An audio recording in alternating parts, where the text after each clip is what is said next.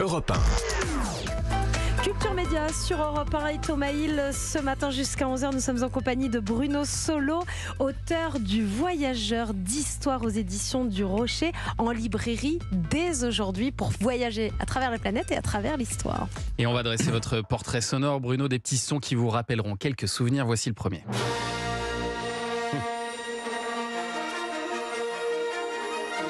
Quelle musique. John Williams. Et alors, je ne savais pas que c'était vraiment Han Solo, joué par Harrison Ford, qui vous a inspiré votre pseudo. Quand j'ai commencé à travailler avec Yvan Le Bolloc, pour le coup, lui, c'est son vrai nom, Bolloc. Ça sonne, ça claque. Et moi, mon vrai nom, c'est Lassalle. Ouais. C'est un nom que j'adore, que je revendique. Mais en duo, Bolloc et Lassalle, Yvan et Bruno, enfin, ils sentaient que nous sentions qu'il y avait un truc qui marchait pas, comme on était susceptible de faire un duo, qu'on espérait qu'il dure un certain temps. Ouais. Donc voilà, il me dit, il faut que tu trouves un nom. Et puis j'ai repensé qu'en 77, quand le film est sorti, j'avais 13 ans. J'étais ce qu'on appelle le cœur de cible. Et j'ai vu ce film 3 fois d'affilée, je crois, au Grand Rex, parce qu'à l'époque, on payait le matin une séance de cinéma et on pouvait rester. C'était la séance continue. Oui, c'était valable pour la journée. Voilà, j'étais avec des potes, on a regardé le film 3 fois de suite au Grand Rex, totalement sidéré par ce qu'on voyait sur l'écran. Il faut se rendre compte qu'en 77, voir un film comme La Guerre des Étoiles. Alors si, il y avait eu 2001 Odyssée de l'espace, mais qui était un film intello, sorti en 69, plus difficile d'accès, et qu'on n'avait pas tous nécessairement vu au cinéma. Voilà, j'avais 5 ans quand elle est sortie. En revanche, La Guerre des Étoiles, je prends une claque et évidemment, je tombe sous le charme, comme tout le monde, de Harrison Ford. Ce héros un peu, comme ça, un peu rebelle, un peu franc-tireur, électron libre, qui se mêle de la rébellion et puis finalement qui s'en va, puis qui revient, puis qui tombe amoureux de la princesse Leia. Enfin voilà, il est tout pour lui, ce gars. Et donc, je me suis dit, Bruno Solo, ça sonnait pas mal. Et puis par rapport à qui je suis fondamentalement, j'étais un enfant assez solitaire aussi, je trouve que ça m'allait plutôt bien. Ouais. Alors s'il y a bien un programme qui est attaché désormais à votre nom, c'est bien celui-là. Quand je vois le blé qui se font les sportifs, ça m'énerve. Attends, c'est du boulot, c'est des efforts. Bon, attends, pour les cyclistes ou les lanceurs de poids, je dis pas, ils transpirent. Mais tu vas pas me dire, les pilotes de F1 roulaient à fond, le cul vissé dans leur siège, je sais faire moi aussi. Attends, à 220 dans les virages ? Non. Bon. Non, parce qu'au-delà de 150, Max Xantia, il décroche. Mais sinon, je suis cap, Je bourré, Attention, pas à jeun, je suis pas fou, Non, t'es juste un con. Caméra Café, 7 saisons, 570 épisodes et 3 ans de répliques cultes. C'était chaque jour à 20h40 sur M6. C'était très intense. Vous deviez livrer 20 épisodes par semaine. Ouais. On avait toute une armée mexicaine qui bossait avec nous, des auteurs qui travaillaient en amont sur les textes, nous qui révisions. Alors moi, je réalisais en plus la série. Avec Yvan, on supervisait tous les textes, on les choisissait, on intervenait évidemment dans l'écriture. Bon, c'est quelque chose qu'on a conçu à 3, Alain Capoff, Yvan Le Bolloc et moi. On l'a conçu en 94, ça n'a été à l'antenne qu'en 2001. Pendant 7 ans, personne n'en voulait, personne n'y croyait. Ouais. Bon, et puis on s'est accroché. Ici d'ailleurs, ici même à Europe 1, parce que c'était produit par...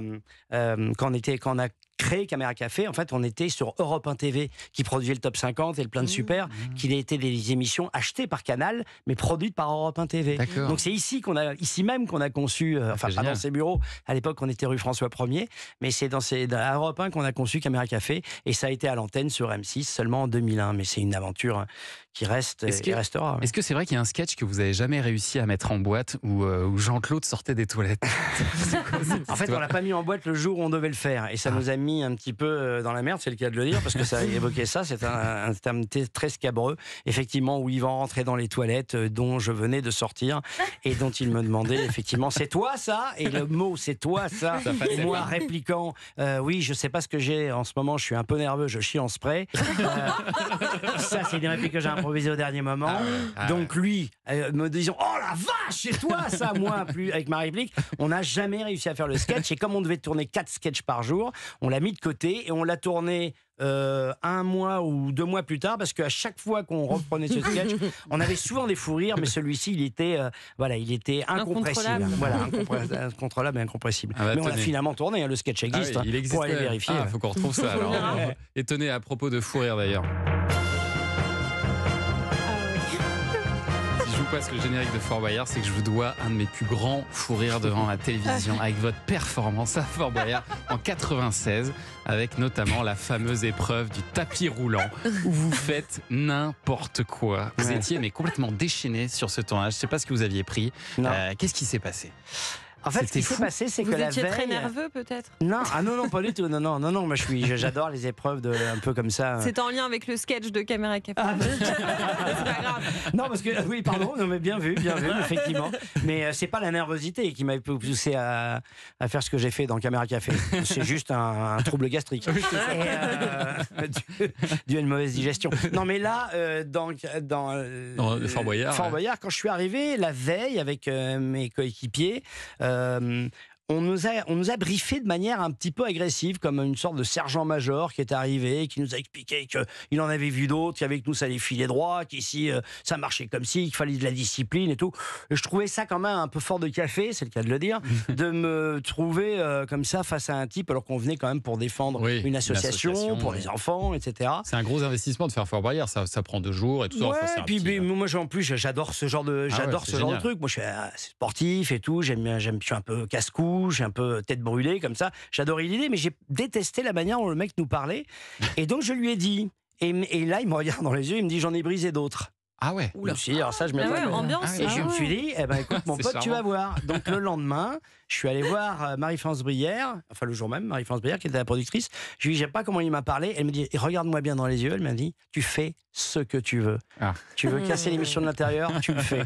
Donc j'ai fait une émission complètement punk, complètement déglinguée, où j'ai cassé un peu les codes de l'émission, où je partais à droite quand il fallait partir à gauche. C'est-à-dire que en fait la cellule dans laquelle nous devions rentrer pour faire l'épreuve était juste à côté, mais pour des raisons de réalisation, il était plus intéressant de nous faire courir. Vous l'avez déjà fait l'émission. Et voilà. Et donc moi je dis bah non, pourquoi on va courir alors que l'épreuve est juste là. Donc Patrice Laffont est devenu à moitié dingue. Sandrine Dominguez. Alors il n'a pas osé la mettre à moi parce qu'il sentait que j'étais un peu exalté, donc il l'a mis à Gaël Le Forestier, qui était un jeune débutant à la télévision, donc fraîchement arrivé, donc un peu le bleu-bite, vous savez, comme on dit à l'armée, le petit gars, le bézu quoi, le bisu. Et donc il y a mis une tarte et voilà, ça a été une catastrophe. Mais par contre en audience, c'est une émission qui a très fort marché. Surtout à chaque fois qu'ils sortent un coffret de Fort Boyard, à chaque fois elle est dedans, mais elle est dedans en entier. Ils mettent et avec l'émission culte en 96. Mais bon, il y a des gens qui ont détesté ma performance, ils ont trouvé que je phagocytais l'émission, et ils n'avaient peut-être pas tort, mais bon, j'avais déjà, on était en 96, vous l'avez cruellement rappelé tout à l'heure, donc c'était il y a quelques années, et j'étais plus vif. C'était magique ce moment, allez le voir sur YouTube, on peut le trouver, et vraiment c'est fou rire assuré. Dans un instant, vous qui aimez l'histoire, ça va vous plaire, ça, Bruno Solo, le premier indispensable du jour, et c'est Marie Jiquel qui nous emmène direction le Louvre-Lens pour une expo, laquelle? La réponse dans un instant. Culture Média sur Europe 1.